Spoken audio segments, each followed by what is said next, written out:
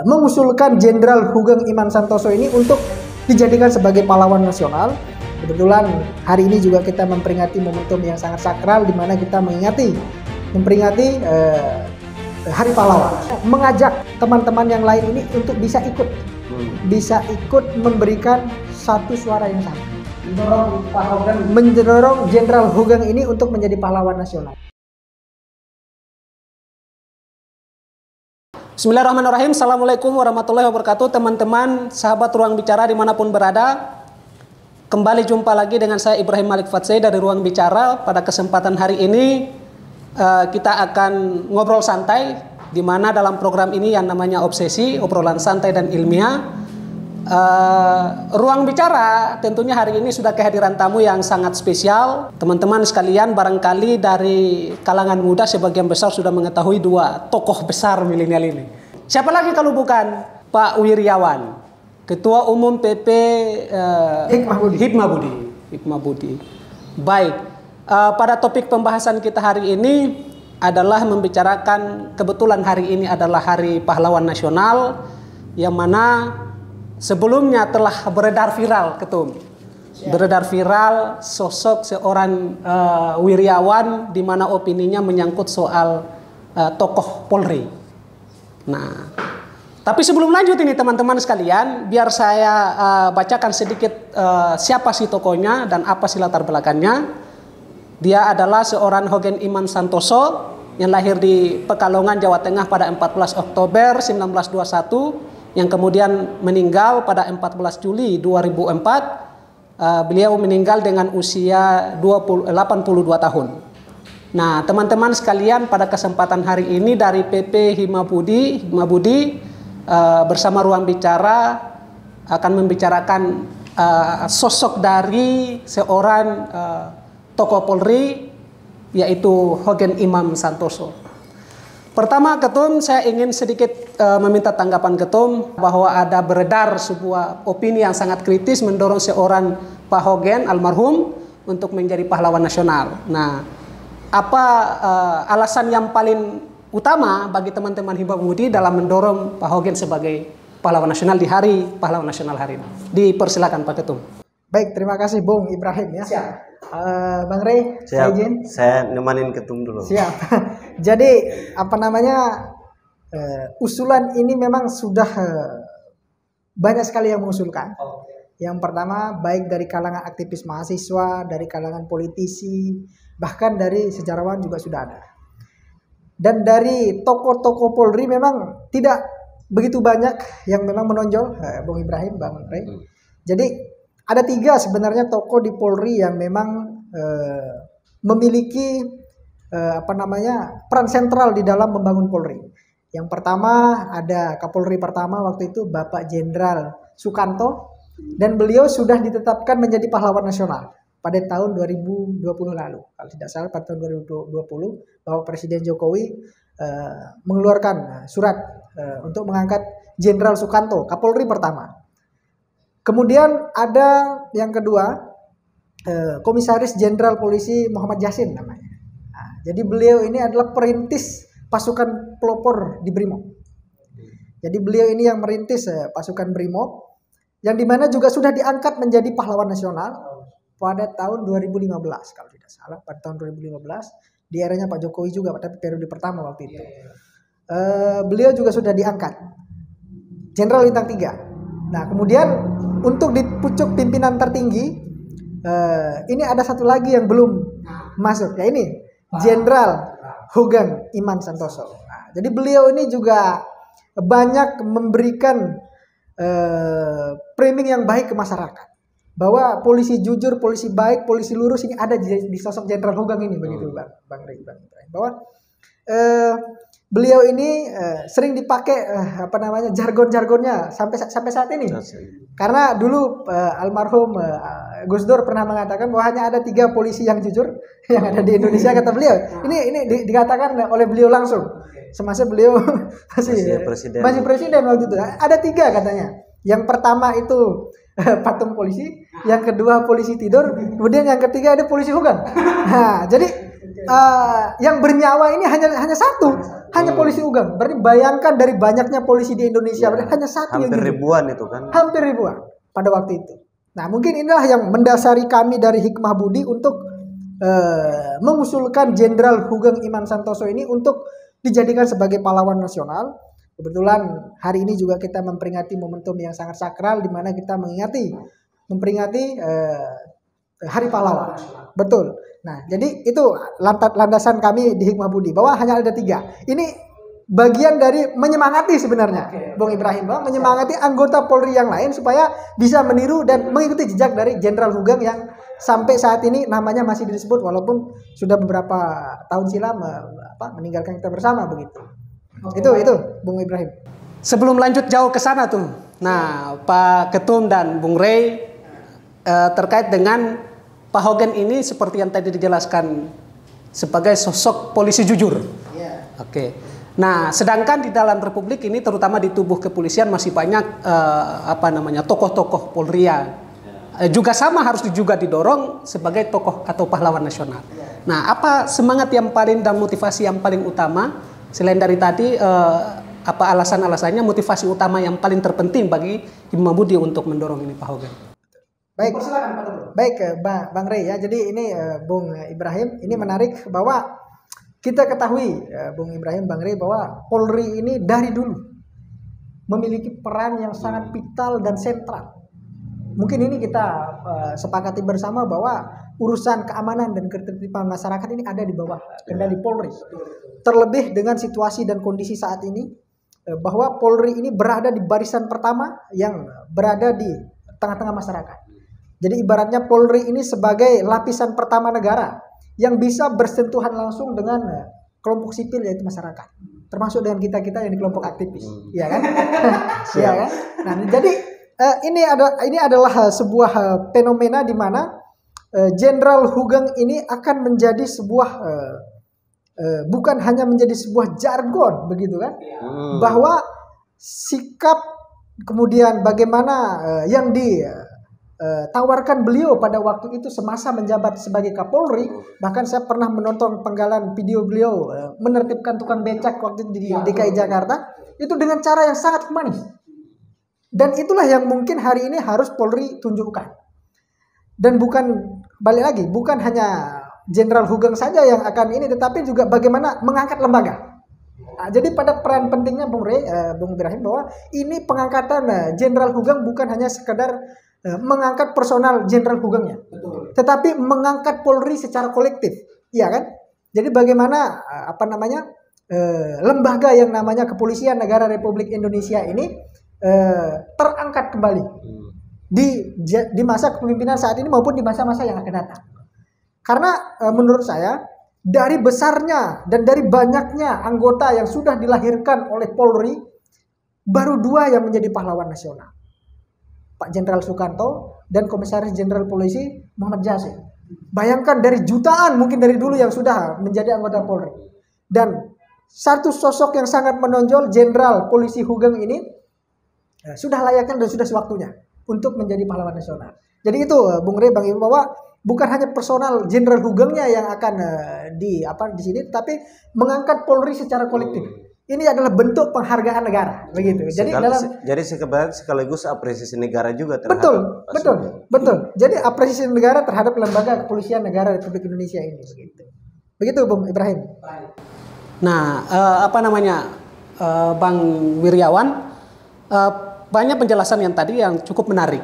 Tetapi ini kembali pada persoalan yang lebih spesifik di dalam internal keluarga Pak Hugeng sendiri. Apa harapan besar teman-teman ketua dan juga teman-teman Hikmah Budi terhadap keluarga? Apa yang sudah melakukan pertemuan untuk mendorong beliau menjadi pahlawan nasional atau seperti apa langkah-langkah yang dilakukan? Baik, jadi sejauh ini Hikmah Budi baru sebatas melakukan gerakan pertama, dan ini hadir di ruang bicara ini adalah gerakan kedua yang kami lakukan, dan ini mungkin akan kami lakukan terus-menerus nanti sampai ada puncaknya. Mungkin nanti kami akan menyurati Bapak Jokowi secara khusus untuk memberikan gelar pahlawan nasional kepada Jenderal Hugeng ini. Karena kalau berbicara dengan keluarga, kami belum pernah sampai ke sana, tetapi ada beberapa kelompok aktivis yang sudah sempat berkomunikasi. Kebetulan istrinya Jenderal Hugeng ini masih hidup. Dan dulu juga saya pernah melihat beberapa tahun yang lalu sudah ada yang mengusulkan itu. Tapi kembali saya scroll berita tadi bahwa Pak Gubernur Jawa Tengah, kemudian Pak Bambang Susatyo juga mengusulkan hal yang sama. Ketua DPR RI mengusulkan bahwa Jenderal Hugeng ini sudah layak dan pantas menjadi pahlawan nasional. Dan ini gerakan ini akan masif kami lakukan, Bung Ibrahim, bahwa tidak hanya sebatas berbicara di ruang bicara hari ini kemudian menaikkan rilis, tetapi bagaimana usulan kami ini bisa diterima sepenuhnya oleh Pak Jokowi. Karena yang berhak dan memiliki hak prerogatif untuk mengeluarkan itu adalah Pak Jokowi itu sendiri. Nah, itu Bung Ibrahim.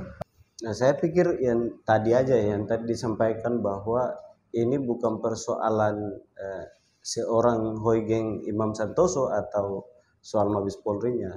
Saya pikir apa yang disampaikan oleh Ketua Umum PP Hikmah Budi ini memang sudah dilakukan tadi ya, usaha-usaha, dan ini yang kedua kali ya. Yang kedua kali. Saya pikir teman-teman di luar sana pun sebagai anak muda ya, apalagi dengan semangatnya di bulan para pahlawan ini memang harus didorong. Betul. Baik dari Hikmah Budi maupun teman-teman lain.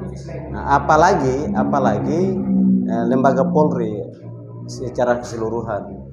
Nah, kalau Pak Jokowi berikan ini kepada perjuangan ini sampai pada tahapan Pak Jokowi berikan kepada Jenderal Hugeng untuk sebagai pahlawan, artinya bahwa ini apresiasi presiden atau negara terhadap para pejuang.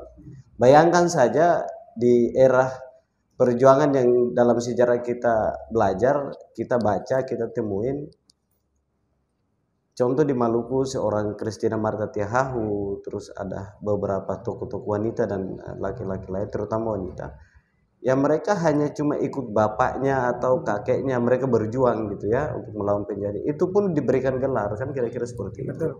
Nah, apalagi seorang sosok Hugeng yang hari ini diangkat oleh teman-teman PP Hikmah Budi, bahwa ini penting dan wajib sebenarnya, karena selain beliau memberikan contoh yang baik di internal kepolisian, beliau juga terjun langsung ikut bagaimana menciptakan selain Kaptimmas sampai pada tingkatan gerakannya sampai pada tingkatan internasional kalau saya nggak salah. Itu luar biasa kerja beliau. Jadi beliau sampai pada internasional itu ada beliau ada polisi internasional ya, internasional kriminal polisi, itu sentralnya di Berau kalau nggak salah. Ke dalam sejarahnya, yang pusatnya juga di Jakarta. Nah, saya pada tingkatan itu kan ini gagasan yang luar biasa, perjuangan yang luar biasa. Dan semua Kapolri, apalagi sekarang kalau kita baca di media sosial itu slogannya ya patokannya kepada beliau, ke almarhum, gitu. Semangatnya, betul. Gitu. Makanya tadi benar yang disampaikan oleh kutipan yang disampaikan oleh Ketua Hikmah Budi bahwa ada 3 polisi itu. Artinya yang bernafas cuma satu. Berarti polisi-polisi atau mantan Kapolri yang lain itu, ya mohon maaf kita nggak merendahkan, tetapi memang semangat yang diambil kok kenapa harus Pak Hugeng, berarti wajib dong beliau sebagai sosok yang jadi semangat buat kepolisian secara utuh. Ya, kok ini belum diangkat menjadi pahlawan. Ya. Ada tambahan? Ya mungkin kalau di pertanyaan yang tadi Bung Ibrahim sampaikan, saya sepakat dengan Bung Rey bahwa semangat ini harus tetap digelorakan begitu. Ini untuk mengangkat Polri secara utuh, karena selain dengan jujurnya beliau juga banyak inovasi karya yang tentu masih dinikmati sampai saat ini begitu. Itu dari Hikmah Budi dengan instansi Polri secara spesifik gimana? Itu apa responnya? Sejauh ini saya tidak pernah berkomunikasi secara spesifik, karena ini memang murni dari inisiatif dari Hikmah Budi untuk mengangkat ini begitu. Karena bagaimanapun bahwa ketika orang baik tentu harus kita bantu, harus kita dorong. begitu. Kira-kira begitu, Bung. Nah, menarik sekali, dan hari ini di bawah Polri ya, Polri di bawah Pak Jenderal Listio Sigit Prabowo. Nah, di mana Pak Hogen ini kan mantan Kapolri ke-5 kalau tidak salah ya, mantan Kapolri ke-5 dan menjadi sosok panutan utama lah di instansi Polri. Nah, yang menjadi pertanyaan mendasarnya di sini adalah hari ini di zaman Pak Listio Sigit, kita sama-sama ketahui bahwa Pak Jenderal Hogen ini adalah sosok pribadi yang jujur, ya, atau pemberani juga, nah seseorang yang visioner. Nah dalam hal ini di bawah Pak Hogen hari ini di Pak Jenderal Listio Sigit ini, teman-teman Hikmah Budi melihatnya seperti apa? Apa yang harus dilakukan oleh Pak Listio Sigit dalam memperjuangkan aspirasi yang telah diperjuangkan oleh teman-teman Hikmah Budi? Baik, ini berbicara tentang lebih spesifik lagi ke Polri masa kini ya, karena sebelumnya kan kita berbicara tentang bagaimana Jenderal Hogen. Tetapi ini tidak lepas dari itu semua. Saya melihat Polri hari ini di bawah pimpinan Jenderal Sigit ini menjadi sebuah terobosan baru, di mana beliau ini Kapolri kedua yang beragama non-Muslim. Jadi beliau ini Nasrani. Waktu itu pun Kapolri yang pertama yang beragama Nasrani pun Polri ini masih di bawah ABRI, jadi Angkatan Bersenjata Republik Indonesia. Polri ini belum berdiri secara tersendiri seperti saat ini. Jadi Pak Sigit ini adalah Kapolri pertama sebenarnya yang beragama Nasrani dengan di tubuh Polri yang memang berdiri sendiri seperti saat ini. Nah, tetapi itu tidak menjadi sebuah hal yang yang menjadi penghalang menurut saya, karena sampai hari ini Pak Jenderal Sigit ini diterima di mana-mana, bahkan oleh tokoh masyarakat, tokoh agama, bahkan tokoh pemuda dari semua elemen agama, bukan hanya dari agama tertentu saja, tetapi dari semua kolektif menerima beliau. Dan saya melihat kepemimpinannya dengan visi, dengan jargon yang namanya presisi maksud saya. Nah, jadi presisi ini di mana prediktif, responsibilitas, transparansi dan berkeadilan. Nah, ini sudah menurut saya Bang Rey dan Bung Ibrahim bahwa kita sudah melihat bersama bahwa hari ini Polri di mana-mana banyak sekali menindak polisi nakal. Nah, iya kan? Dan menurut saya ini bukan berarti ini bermunculan di eranya Pak Jenderal Sigit, tetapi penegakan itu ada di era beliau begitu. Jadi ketika itu ditegakkan, itu akan muncul, akan terus bermunculan. Bukan berarti polisi nakal itu banyak di eranya beliau, tetapi polisi nakal itu banyak ditindak di era beliau. Karena kalau tidak ditindak kan tidak akan terlihat, iya kan? Kalau tidak ditindak, kalau tidak diproses, tidak akan terlihat, iya kan? Bagaimana hari ini kita lihat bagaimana sudah ada 6 Kapolres, kemudian ada salah satu direktur dan beberapa pejabat yang di lingkup perwira pertama sudah banyak yang dicopot dari jabatannya, yang nakal dicopot, yang nakal diproses oleh Pak Jenderal Listio. Betul, walaupun mungkin itu tidak dilakukan oleh beliau langsung, tetapi beliau yang menginstruksikan jajarannya yang ada di Polda, yang ada di Polres, bahkan sampai ke tingkat Polsek. Statement beliau kemarin sangat menarik dan ini akan mengangkat Polri tentang bagaimana jika tidak bisa membereskan ekor maka kepalanya saya potong. Nah, jadi ini jargon yang menurut saya sangat bagus untuk memberikan warning, ya kan? Jadi memberikan peringatan kepada jajarannya yang ada di bawah, baik di tingkat Polda, baik di tingkat Polres maupun ada di tingkat Polsek, supaya bekerja dengan benar, begitu kan? Presisi ini dikerjakan dengan benar, begitu kan?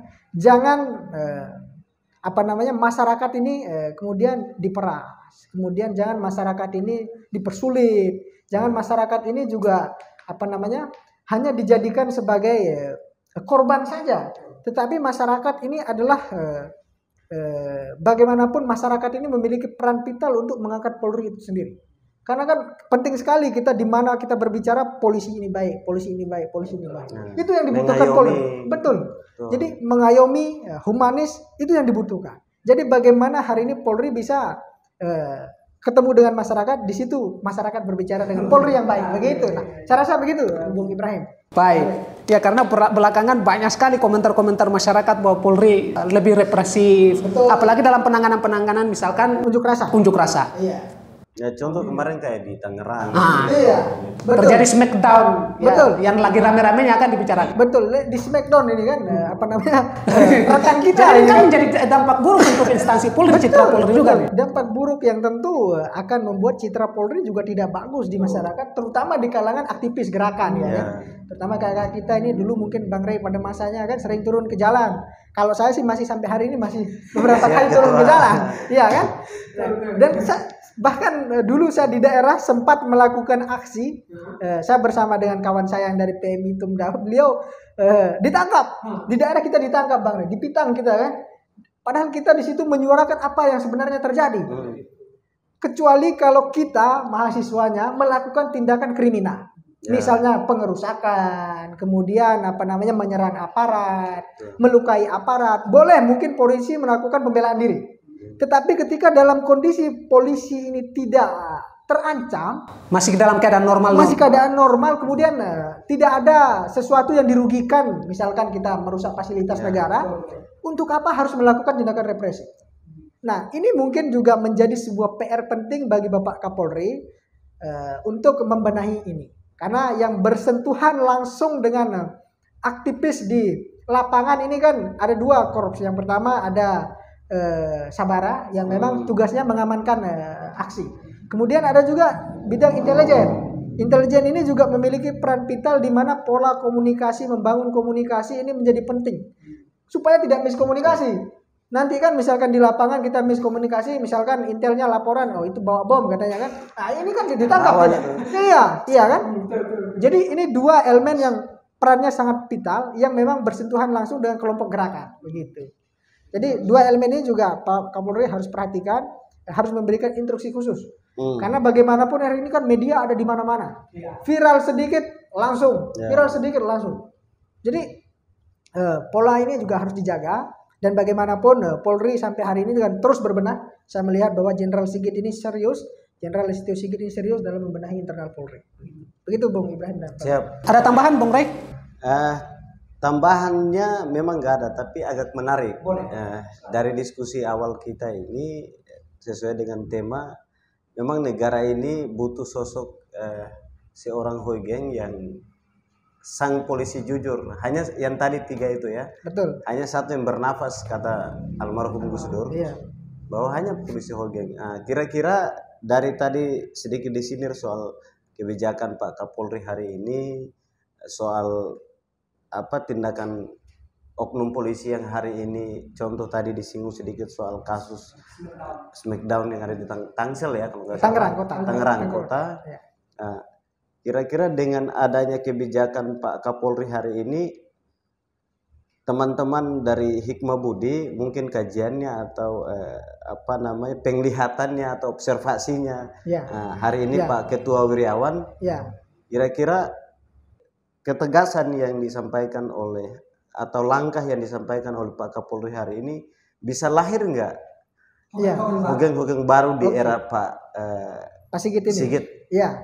Kira-kira lihatnya bagaimana? Bisa nggak kira-kira lahir nggak? Siap. Menarik ini Bang Rey. Jadi ini saya sambung tadi diskusi saya mengenai bagaimana penanganan aksi, bahwa ini juga menjadi masukan kita bersama ke Bapak Kapolri bahwa di dalam setiap penanganan aksi jangan libatkan reskrim di dalam penanganan aksi. Jangan libatkan yang memang bukan tupoksinya untuk bersentuhan langsung dengan di sana.